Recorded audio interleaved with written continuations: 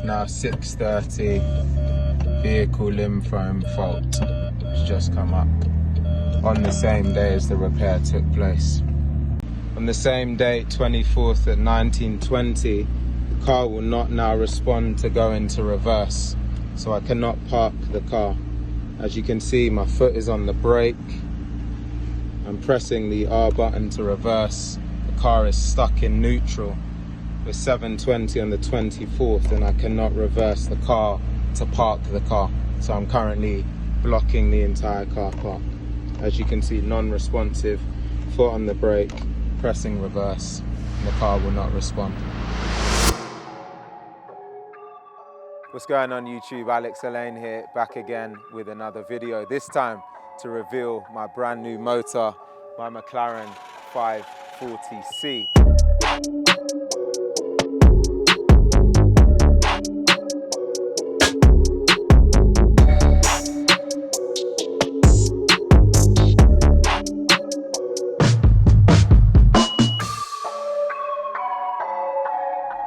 I have to admit, I'm over the moon to be able to have this car. It's been a very, very long time coming since my first ever vehicle, which is a Renault Clio. And now here we are celebrating a brand new supercar collection. So let me show you around the car very, very quickly. First and foremost, the color, blade silver. I think what's pretty incredible about it is it changes into different tones depending on the weather and whether the sun's out or not. So she really catches eyes and attention, and complemented by the interior. As you can see here, it's a lovely tan, just helps the whole thing pop a little bit. I just think she looks pretty incredible. Same thing with the alloys. You can see they're in gray with the orange calipers, so just stands out all the way. And how can we ignore? We got the butterfly doors right here, the dihedral doors. So as they like to say, the doors go up. In terms of power, the car's over 530 brake horsepower, so ridiculous speed. Typically, I only buy all-wheel drive cars as well because they're a bit better suited for the different weather that we get here.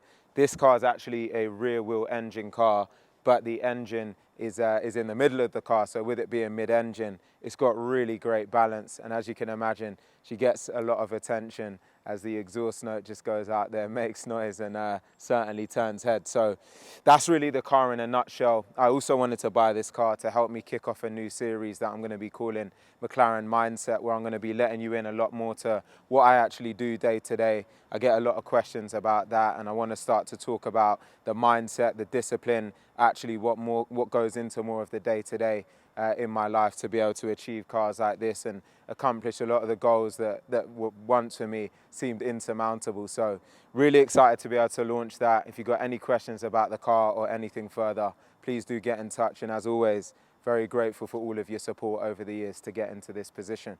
Taking the car with a few more shots here, and I'll see you on the next video. The McLaren is officially gone, and I got my Mercedes back. I'm about to tell you the story about what happened with the McLaren, what's happened since, and just bring all of you up to speed because I had an absolute nightmare. So as you would have seen from the reveal video, I bought a McLaren 540C.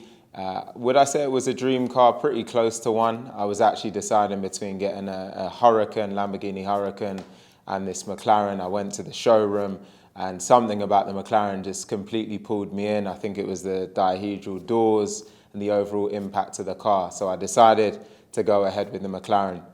I actually bought it through a referral from a friend of mine who has bought a lot of supercars from this particular dealer. So it was my first time transacting with this dealer, but at the beginning, had a good experience. They sourced the car for me, and the car was collected from McLaren directly. So it just had a brand new service. It had been well looked after on paper. And as you can see, the car definitely looked the part. Now, when I collected the car on my first drive home was when I should have known that things were not going to pan out too well with this purchase, because as I was on my way home, I noticed that when I was stuck in traffic, the car actually died at one point, and then it just woke itself back up. But it only happened one time, and I had probably about, a 2.5 hour drive home. So it was a little bit of an amber flag, but I thought to myself, let me just hope that this was just a one-off and some kind of glitch and that everything would be okay.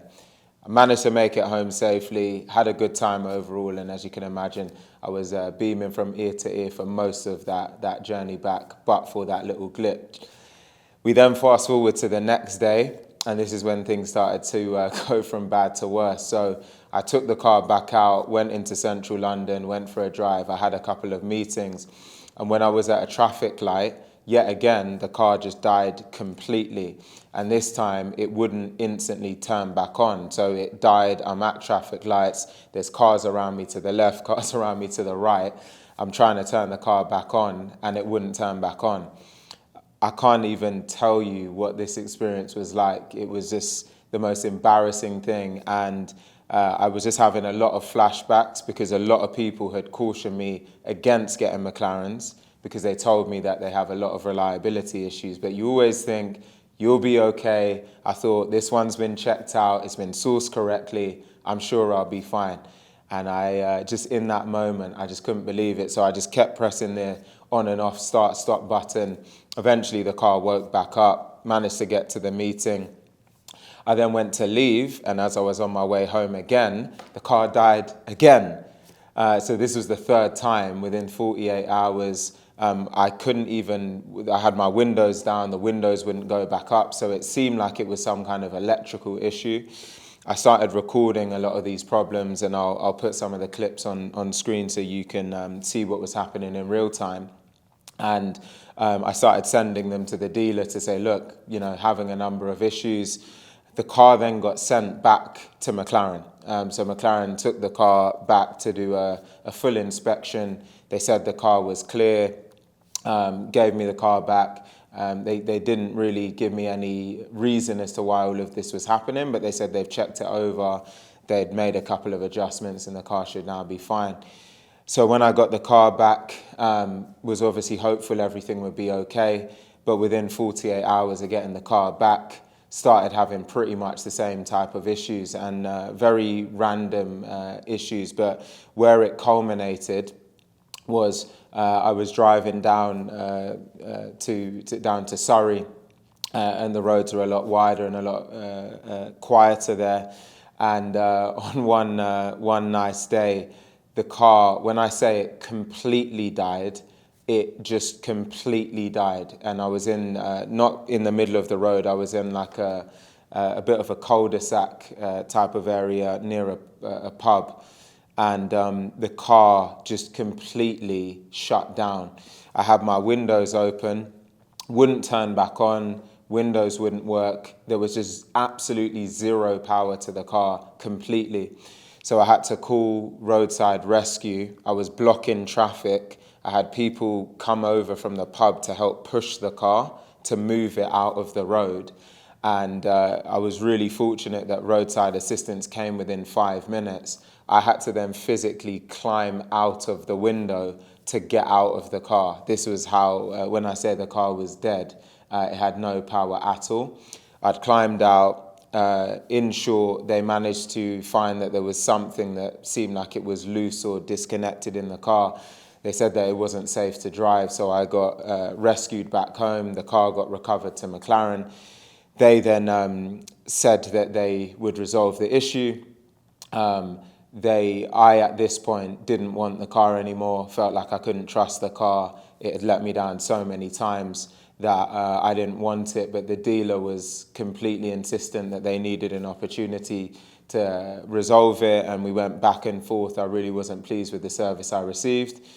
Got the car back within 48 hours of it completely dying, and this was the last hurrah, so we agreed contractually that if even one error message came up on the car again, then they would take the car back. And lo and behold, within 24 hours of me getting it back after it completely died, it came up with 3 error messages saying things like ESC fault, vehicle limb foam, just completely random error messages. I caught all of that on camera, and then that was the last hurrah. So at that point, the dealer came, had to collect the car. I of course got my money back. And then that brought us to fast forward to the present day. So after that whole experience, I can safely say I'll never buy a McLaren again.